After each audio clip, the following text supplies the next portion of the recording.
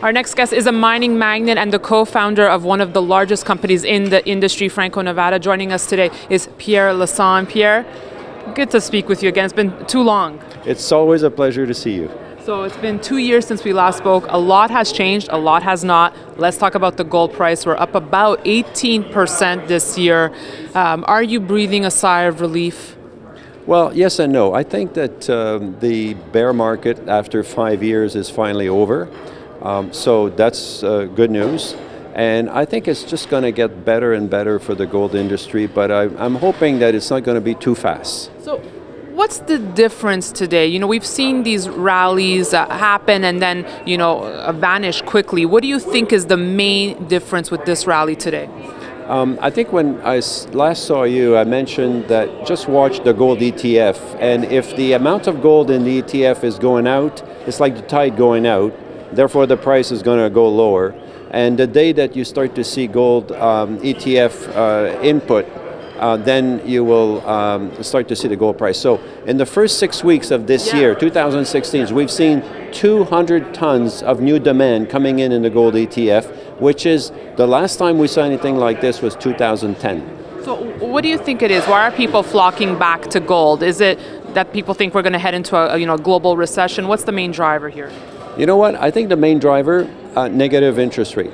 I think when you look at the bond market, there's $7 trillion now of negative interest rate bond that people are paying money to the government to hold their money. Okay, it's like confiscation by the state.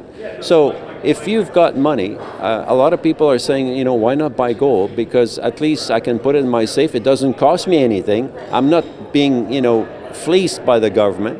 And I think that with that kind of money on the side, you're going to see more and more interest in gold. Pierre, last time we spoke, you made headlines because you said central bankers don't care about gold. Do you still feel that way? Well, they don't. For them, it's a relic in the vault, and it is not in the forefront of their mind. But they keep buying, so they must like it somewhat.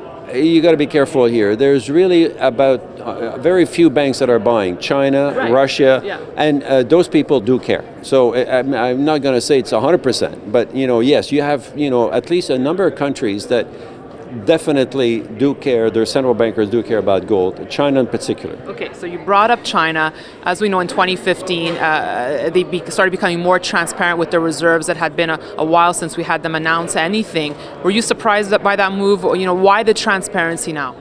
I think it's just the Chinese authorities have, over the years, they've liberated the yuan, for example, the exchange rate. I think it's just a move by them to essentially enter the global market. And to do that, they have to be transparent. Well, do you think they want a gold-backed currency?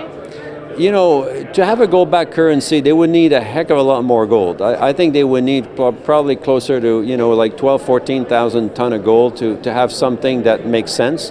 So they're a long way from there. So maybe they are, but it's not going to be tomorrow. All right, let's get back to mining here a second. What's the sentiment like this year? I know last time you were concerned about the lack of R&D. Will we see more exploration this year, more research and development? It's still a big problem in the industry, the discoveries. We still have not seen the kind of discoveries that this industry needs. And on the contrary, if you look, for example, at Goldcorp, I mean, their reserve went down almost 20%. You look at all the companies reporting, their reserves are going down 5, 10, 20%. It's a real challenge for them to, get mine life. So exploration is still a big challenge. Pierre, on that note, thank you so much. Best of luck in 2016. Thank you so much. And thanks for watching our coverage here from the BMO Metals and Mining Conference in Florida. We'll have more for you, so be sure to stay tuned. Thank you.